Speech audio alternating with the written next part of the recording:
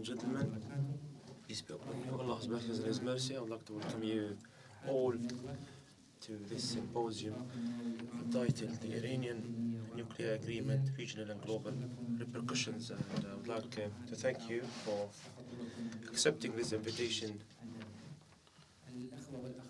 Brothers and sisters,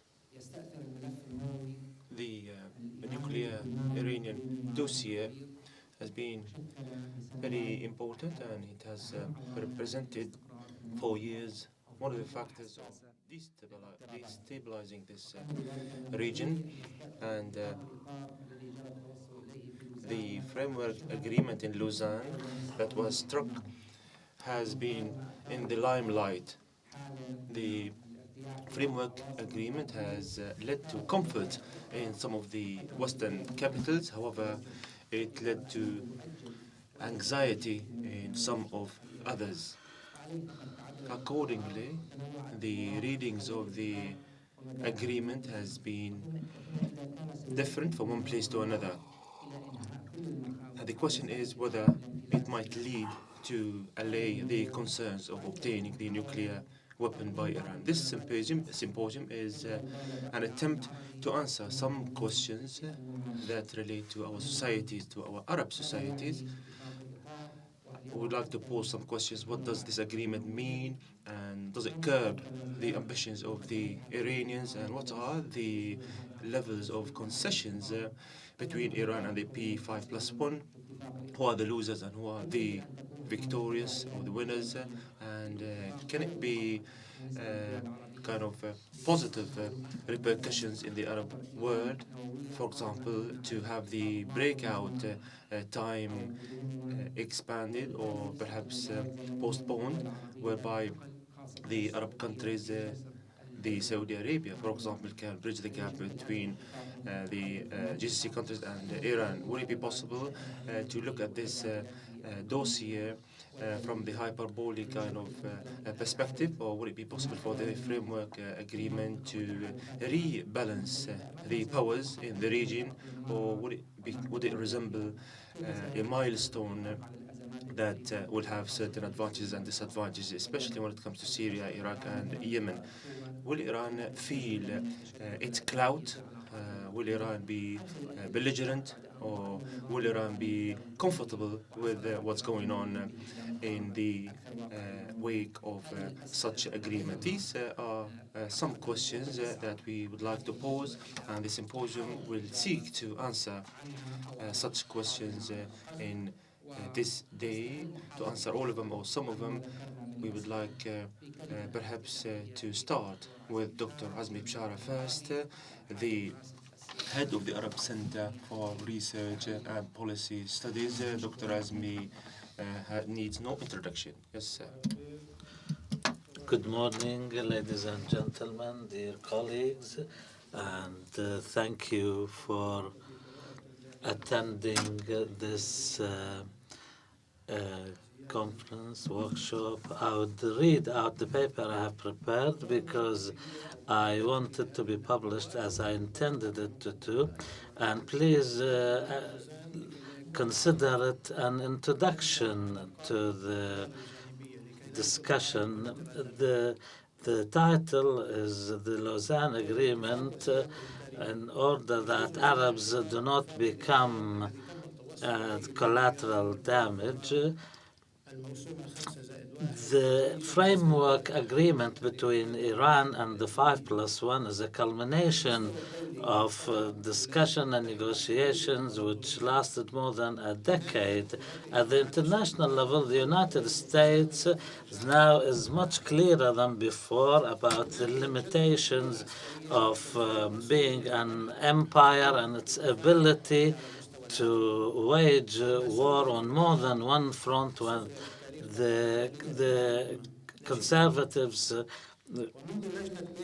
called the defense of democracies and what was called in Iraq nation building. In the George Bush's second term, and since the Baker-Hamilton Commission's recommendations and Bill Gates' taking over the Defense Department, there has become an attempt to reassess and reevaluate what the American establishment at the political and security level has achieved. The administration now is in the process of lifting sanctions on Myanmar and Cuba, and also is currently engaged in negotiations which may end up lifting sanctions against Iran.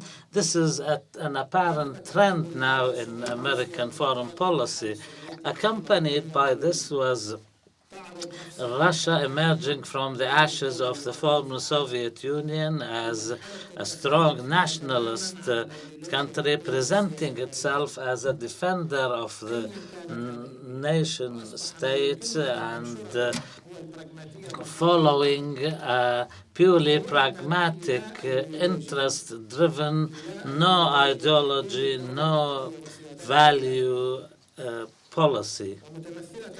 This has been constituting itself in a series of alliances with dictatorial regime and standing against outside intervention.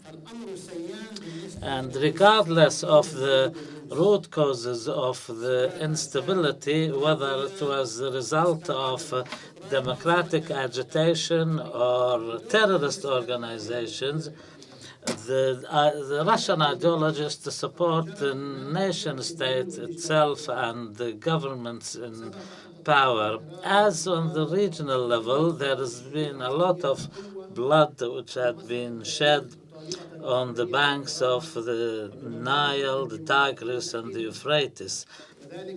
We have previously alluded to this when a wave of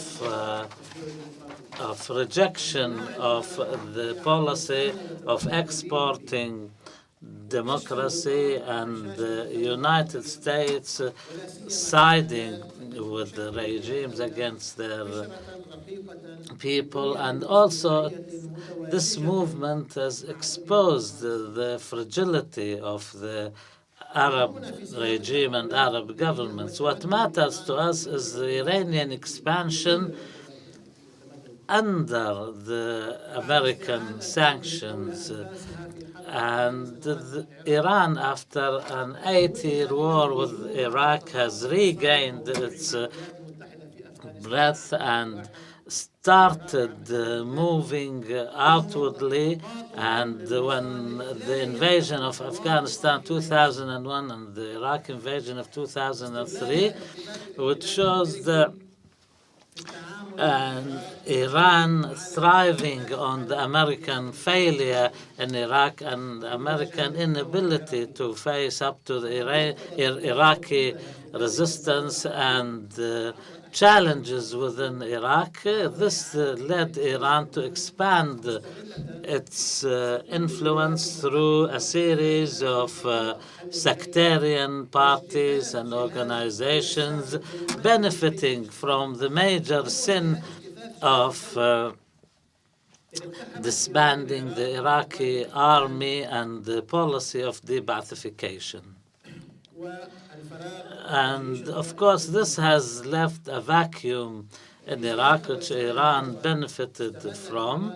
On the level of moving westwards, Iran has utilized the Arab masses' rejection of Israeli occupation and the Arab regimes giving up on helping and supporting the Arab resistance to Israeli occupation, and also the adherence to the Arab Peace Initiative. In 2011, when the Arab masses almost everywhere went out on the streets demanding democratization, Iran did not side with the masses, and this has created a conflict for any Arab who was revolutionary or conservative, rightist or leftist. Iran banked on the weakness of the Arab regimes to weave its own uh, support within the Arab societies. And any Arab, regardless of their ideology and affiliations, when faced by the Iranian attempts, although some try to justify that by saying it's our weakness which is allowing Iran that. In fact, no Arab would accept such an argument. Similarly to Arabs rejecting in the past colonial powers trying to utilize the minorities situations, and nobody ever in the Arab society supported attempts to to sow differences within the fabric of Arab societies.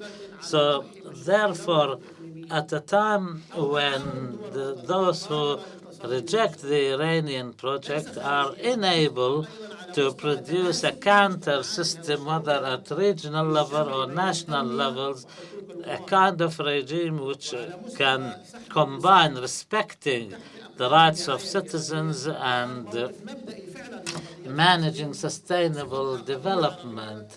And of course, the Palestinian cause, which has historically been the central cause, has been looked at as a burden. And the Iranian revolution on its side has experienced what other revolutions has experienced before, starting from sticking to the principle of the Puritanian nature of revolutionary principles, and more often than not, the kind of contradictions which the Iranian revolution has seen has been reduced to a struggle between reformists and conservatives. And anybody who views the situation from this angle will be incorrect in its conclusions.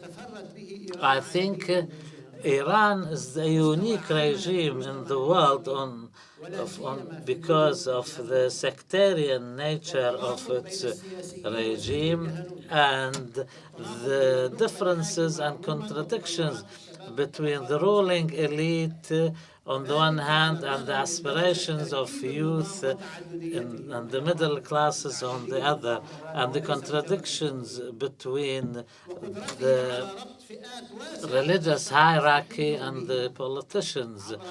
And although the regime has attempted to organize and rally support through semi-military and military organizations like the Basij and others, and to occupy a worthy position in the international economy and international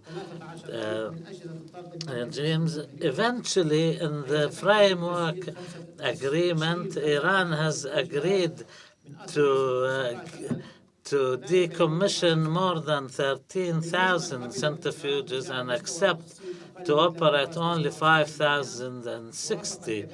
And also, Iran has agreed to place its nuclear facilities under close scrutiny from the international communities. This will make Iran about a year at least away from being able to assemble a nuclear device for as long as the agreement is valid. And also the 15 years that Iran will be placed under close scrutiny will the United States hopes that will lead to changing the Iranian regime for good. And the main argument, of course, behind all of this, which the American officials are saying now, is that there is no alternative to this agreement. And Iran, on its part, wants the sanctions in both international and American should be lifted immediately upon the signing of the agreement, whereas the Americans say that has to wait until verifying Iran's respecting and implementing of the agreement. Nothing final and clear about this, and each party is trying to project itself as the winner before its support base. The Iranian reformists and the American liberals have celebrated this agreement despite the vague nature of it, because they want to prepare public opinion towards agreeing to the agreement and the signing of the agreement later on. And the supreme leader of Iran until now is showing some reluctance to allow the masses to celebrate, because he knows too well what are the real reasons behind such celebration. And the supreme ruler of the Iranian revolution is and he calls what he calls the Iranian nuclear industry, is trying to change that theme into one which represents the dignity of the Iranian people. We are not sure how this will play out in the future and how this merging of interests between the Iranian reformists and the American liberals, and this manifested itself of and on the one hand of appointing a Revolutionary Guard general to command the Iranian police force, and Ayatollah Misbahi Yazdi to head the committee of the experts. And the Iranians will always insist on lifting the sanctions immediately and completely, and will focus on the Iranian nationalism and Persian nationalism as a complex identity. The political ruling elite will, similarly to what happened in Iraq, there is two nationalisms in Iraq, one Sunni and one Shiite. And this kind of complex identity makes the Iranians focus more on the Persian Iranian identity more than the Islamist or religious aspect. And one of President Rouhani's advisors started talking about the return of the Persian Empire, with Baghdad being its capital. And what is supposed to attract attention before going into any details of the agreement is the fact that those who are celebrating the agreement are the same people who went out on demonstrations against the alliance between the Supreme Guide and President Najad, who was a conservative. These were President Ahmadinejad was not a conservative himself in the traditional sense, but he was a revolutionary who found himself allied with them. And the reformists who wanted to focus all attentions on Iran's internal issues and called for reforms starting from personal freedoms to combating the corruption of religious leaders, are advocating more openness towards the West and the United States, and they represent a constituency which really advocates a way of life closer to an open Western way of life rather than a conservative religious one. ولهم أقل تمسكا بمصالح إيران and الجيوستراتيجية. they appear العكس to تماما، be إنهم less يرون مصالح adherent إيران to الجيوستراتيجية Iranians' كدولة إقليمية في حالة geostrategic تفاهم وتوزيع interests, أدوار مع الغرب، and they see وينفرون Iran من as التدخل الإيراني بالشؤون العربية، dividing ناعيا labor أن with مثل the هذا West, التدخل and يؤدي they إلى want to تداخل مصالح refrain بين إيران وبين العرب from مما يستقر interfering الغرب. in يعني Arab يرون countries and منظور Arab الإصلاحيون أن societies, التدخل and the الإيراني ثمنه reformists see المزاولة في that قضايا إسلامية وعربية لا يرغب بها الإصلاحيون Iranian أن يكونوا intervention in في Arab هذا أو أن يكونوا countries ذلك.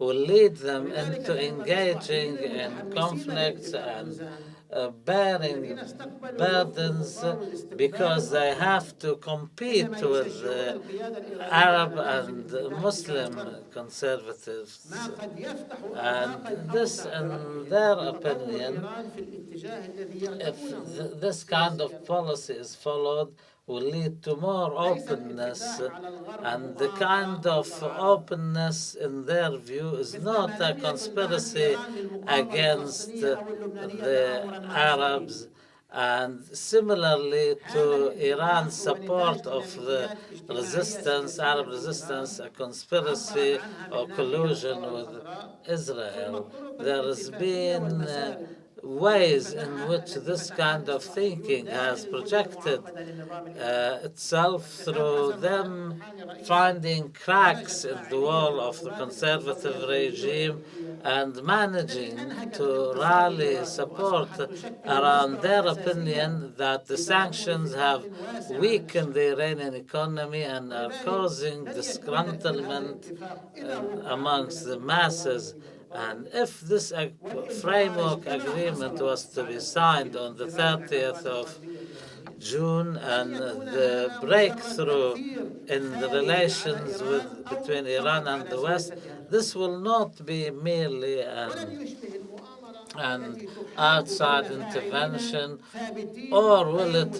be متأثرين a بالأحداث، kind of a conspiracy.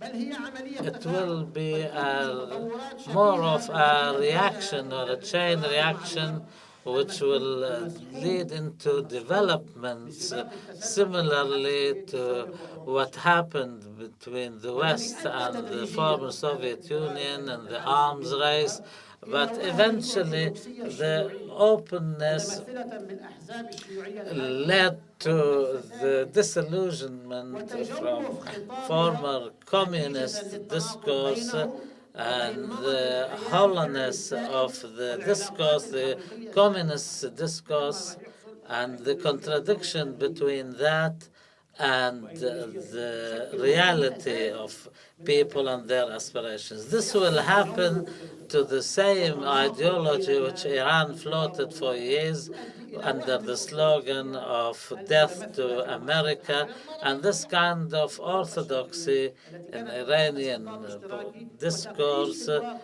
and الرأسمالية we will see ثقافة the واستهلاكية huge رأسمالية توهية gaps وليس نظام appearing اجتماعي. in this ideology. And وفي هذا السياق in لا this يمكنني context, تجنب we مقارنة cannot التوسع avoid الإيراني the في الانحلال comparison الأفقي between the بالتوسع current السوفيتي في Iranian أفغانستان regional في نهاية expansion السبعينيات to القرن the الماضي، Soviet الذي بدا expansion وكأنه into تقدم وتوسع، Afghanistan at the end of ولكنه the ضعف 70s القوة الحقيقية last century. الاقتصادية والاجتماعية It والفكرية projected not جعلته strength جعل or weakness, but not strength, but المغامرة the التي weakness استنزفت النظام of السوفيتي. the Soviet Union, and it قد was بدت the إيران في أوج adventure قوتها بعد which التخلص من led نظام to طالبان its collapse بالتعاون مع الاحتلال eventually, الأمريكي لأفغانستان، and ونظام produced صدام the حسين Taliban بالتعاون أيضا مع regime. الاحتلال الأمريكي. And then later on, وتمددت بشكل ملحوظ في المشرق the العربي Americans came into مستندة the في picture شرعيتها more, إلى and they خطاب deposed the إسلامي regime عام of يرتكز Saddam على Hussein القضية in Iraq الفلسطينية and the ومعاداة أهل Taliban الارتجاع، regime وخطاب in فئوي أكثر خصوصية in يروج نسب Afghanistan. ولاء الشيعة Iran, للغرب. of course, moved وبرز in, بالتدريج تناقض benefiting الخطاب from الثاني this الفئوي weakness in the Arab world مع and الخطاب thriving, الأول، and the results وهذا of the يبرهن الأول من American مضمونه. intervention and كلما زاد من حجم floating الخطاب its own الأول discourse الموجه of benefiting from the general hatred towards American intervention and the general Islamic discourse which supports the legitimacy of the Palestinian cause. Since 2011 and the Iranian expansion and the rise of the Arab people, from that day onwards, different reactions started appearing against the Iranian intervention. One of the reasons which led to the disastrous end of the Arab revolutions is the same factor which helped Iran to get rid of this revolution. If you can imagine that Egypt was to become a strong Arab democratic country, getting its legitimacy from its own masses, this would have countered the weight of Iran. And of course, the collapse of the revolutionaries, Arab revolutions, led to Iran salvaging itself from that situation and Iran appearing to side with the West and the international community in its fight against terrorism, benefiting from an extremist jihadi discourse which really takes an antagonistic view towards East and West, Islamist, Democrats, everyone. And similarly, when Iran finds itself in an alliance against ISIS, similarly to the alliance against the Taliban, until the time of the appearance of the ISIL and the likes of ISIL, the Iranian revolution, until the appearance of ISIL, was finding itself in a position of self-defense because Iran sided itself with regimes which are committing genocides and holocausts against the Syrian people, for example, in Syria. And they sided with the Malikis, the sectarian Maliki regime in Iraq. And what is noticeable that at the time when the United States does not accept the idea of direct military intervention on the ground, Iran and the militias allied to it have become America's allies on the ground, and they became the boots on the ground for American Air Force. And Iran, of course, has established organized militias in Iraq and Syria, and in Yemen they supported the Houthis and led them to stand against their own regimes and governments. And in Barack Obama's interview with New York Times, Obama asked, why can't the Arab countries establish land forces or ground forces to counteract ISIS, and why can't the Arab countries establish similar forces to fight against the Syrian regimes? And he posed the same question, that why shouldn't a country like Turkey with a huge army establish a no-fly zone and ask the Americans to do that? And the same vein, Obama has recognized the huge role Iran plays regionally, and he recognized a constructive role for Iran. So therefore, the American doctrine, which rejects intervention, now it seems are looking for regional powers which can impose stability and can reach agreements with.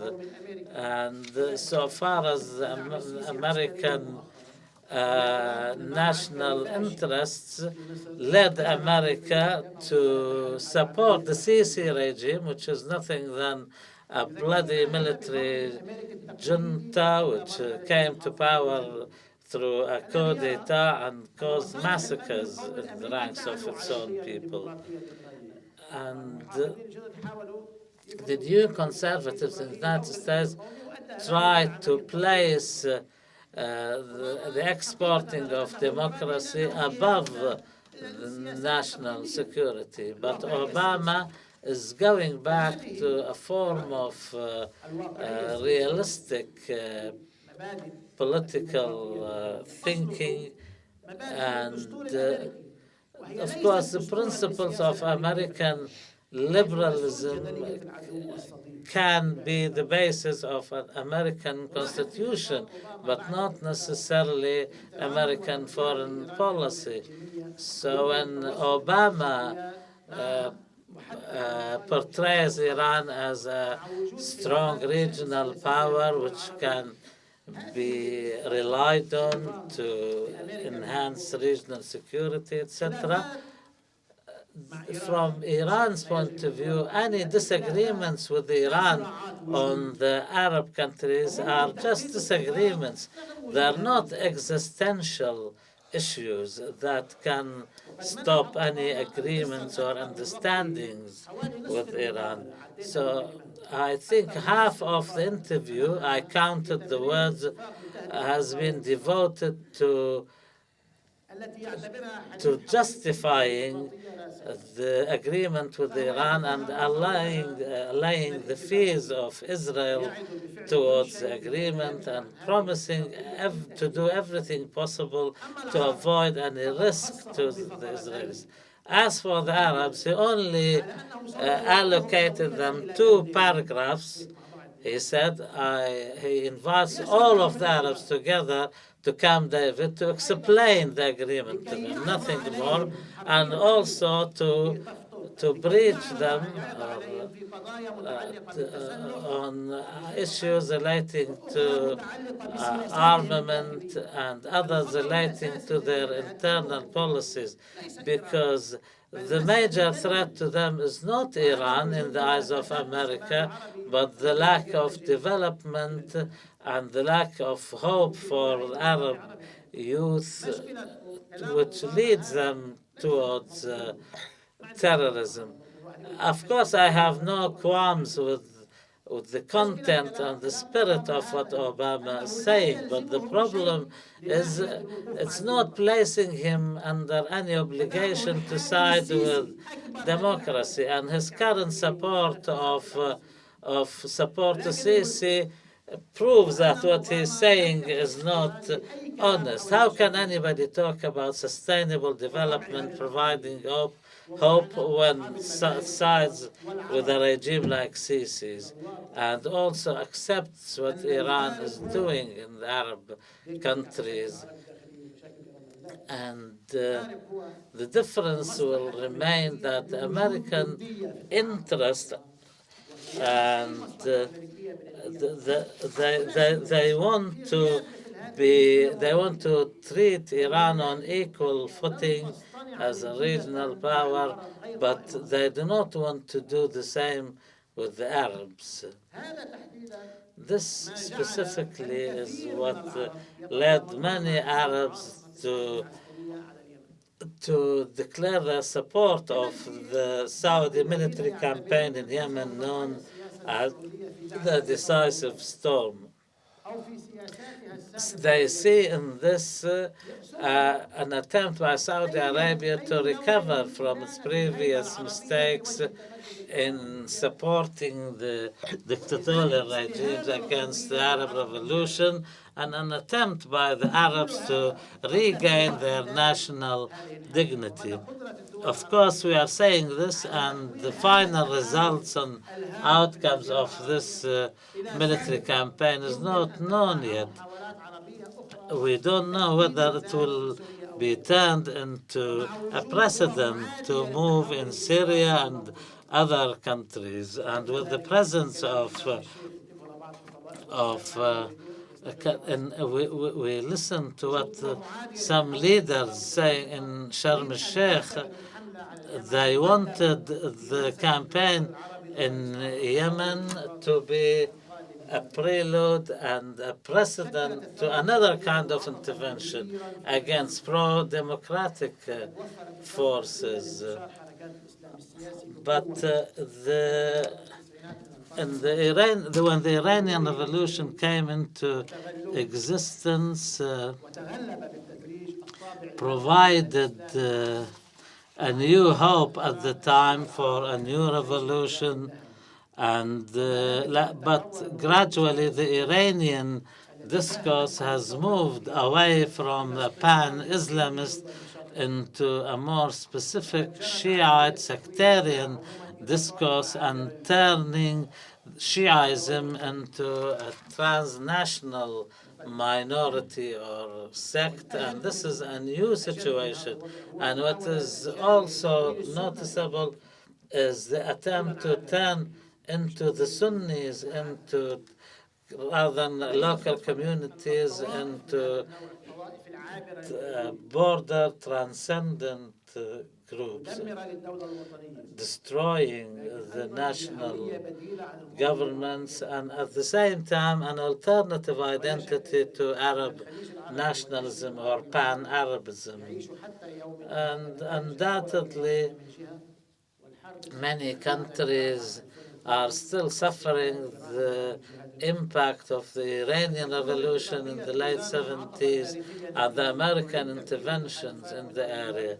So therefore, the Lausanne Agreement can be a turning point in the history of the area, and the Arabs will be making a huge mistake if they consider this agreement as details which have not been agreed on or consider themselves as a mere collateral damage to this agreement, because the major challenge facing the Arabs is to regain their own historical role, and this will not happen without the proper reform of the ruling regimes. Meanwhile,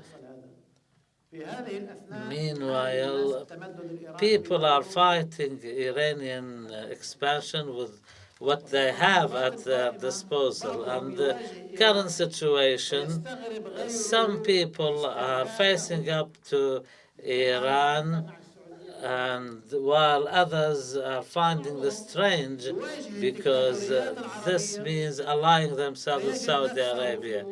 Others are facing up Arab dictatorial regimes only to find themselves face to face with Iran, and they express amazement at how come some Arab nationalists which supported the dictatorial regimes into supporting the Iranian expansions. And thank you for your kind attention. Thank you, Dr. Azmi Bishara, for this intervention that touched upon a number of important issues. The gentleman talked about the expansion of Iran in light of the US sanctions, and it has exploited the fragility of the Arabs and how Iran works upon disintegrating the communities. And the schism in Iran is nothing to do with the reformers and the conservatives, but it is to do with secularism perhaps and theology supporting elements, and how there are intersections of interests between the US and Iran in a number of dossiers, especially during the invasion of Iraq and the war on Afghanistan. And this ended up or led perhaps to fighting ISIS. I would like to thank Dr. Azmi Bishara, who answered some of the questions that we have floated at the beginning. We would like to resume our first session. I would like to call upon Mr. Imad Khadouri, Hamid Dabashi, Mamdouh Salama, Abdul Wahab Al-Qassab to the podium. Thank you.